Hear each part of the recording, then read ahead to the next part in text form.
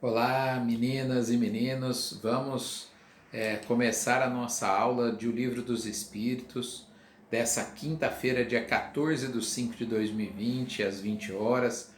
E nós estamos estudando o livro quarto, capítulo primeiro, Penas e Gozos Terrenos. Na semana passada, nós paramos na questão 933. Hoje vamos retomar da questão 934, que é o início do segundo item, não é? E o segundo item é bastante importante aí, tenho certeza que para a nossa própria experiência, e também muitas pessoas perguntam, né, para nós espíritas a esse respeito, que é em perda de entes queridos. Tenho certeza que vocês já se depararam com essa situação, se não na vida de cada um aí, mas na vida de pessoas que rodeiam vocês e que buscam, sabendo até que nós somos espíritas, orientação nesse sentido. A pergunta 934 é a seguinte: a perda de entes queridos não nos causa um sofrimento tanto mais legítimo quanto é irreparável e independente da nossa vontade?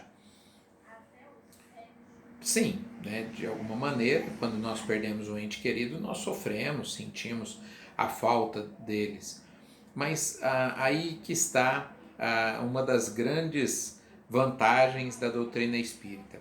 Ela nos dá a certeza da imortalidade, a certeza do reencontro e a possibilidade de nós nos comunicarmos com essas pessoas. Obviamente que não depende apenas da nossa vontade, tem vários fatores, como por exemplo as condições, né, desse nosso ente querido, amigo que seja, que partiu. Muitas vezes eles não se encontram em condições de trazerem alguma mensagem. Aqui fica uma observação, né? As pessoas falam assim, o que você acha, né? Deve perguntar para vocês também, dessas cartas psicografadas dos entes queridos aí. Eu prefiro seguir Kardec, não é?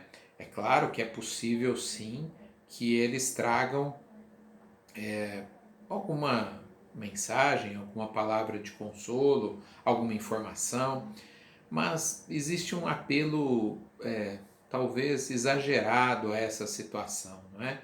As pessoas buscam de maneira tão como se isso fosse o motivo da doutrina espírita. Nós sabemos que não é, não é?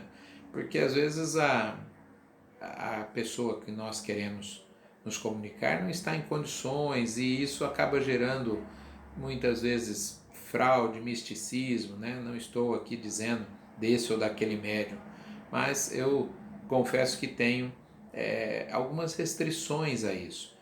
Nós sabemos da dificuldade, por exemplo, da maioria de nós quando chegamos ao mundo espiritual. Dependendo como chegamos, por exemplo, através do suicídio, demoramos a nos reabilitar. E aí você vê histórias de pessoas que se mataram num dia e deram comunicação no dia seguinte, na semana seguinte.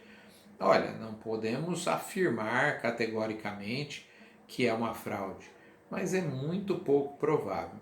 E aqui no fim dessa questão tem uma coisa muito legal que eu sempre falo nas aulas e as pessoas às vezes dão um sorrisinho meio descrente. Podemos nos comunicar com esses entes através da mediunidade enquanto esperais o aparecimento de outros mais diretos e mais acessíveis aos vossos sentidos. Eu vou tomar a liberdade de aprofundar um pouco essa questão.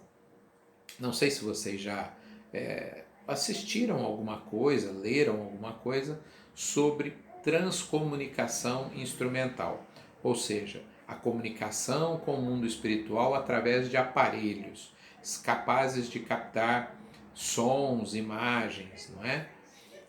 Isso existe já há algum tempo. Nós temos, pelo menos há algumas décadas, pesquisas nesse sentido.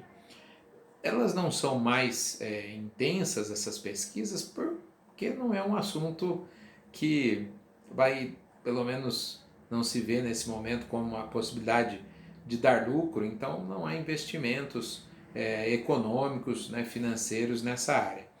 mas existe, né, pessoas, cientistas, universidades muito sérias pesquisando isso. E não vai tardar, imagino que no século XXI que nós estamos, de nós termos, às vezes no nosso celular, um aplicativo capaz de captar imagens dos espíritos. Pode parecer ficção, mas vejamos uma experiência muito semelhante que nós temos. Se nós falássemos de micróbios, de bactérias, né, de vírus, antes da invenção do microscópio, era ficção. Né? As pessoas achavam que era ficção. Imagina que tem bichinhos andando aqui na minha mão. Né? Uma simples lente, quando colocamos o microscópio, nós vemos, né, o quão viva estão aquilo que nós chamamos de matéria morta, né? Tanta atividade que ela tem, apenas por causa de uma lente, que é uma lente que aumenta, né, que potencializa. Uma lente especial será desenvolvida para captarmos essas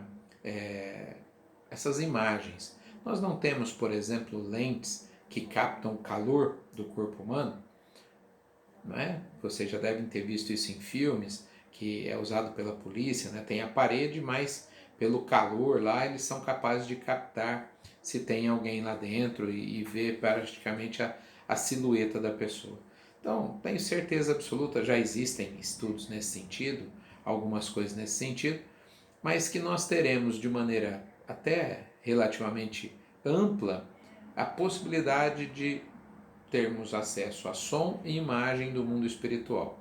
E aí a casa vai cair para muita gente, né? Porque os médiuns ficarão desempregados. Brincadeira à parte, nós teremos outras possibilidades. E quem nos diz isso é a resposta do Livro dos Espíritos, né?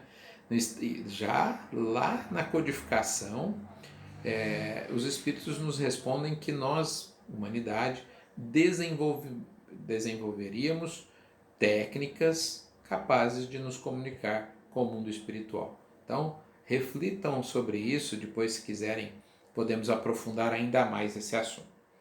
A questão 935 nos diz o seguinte: que pensar da opinião das pessoas que consideram as comunicações de além-túmulo como uma profanação? Bom, poderíamos considerar isso se inclusive os espíritos se sentissem ofendidos, mas eles ficam felizes quando podem conversar com seus entes encarnados, não é?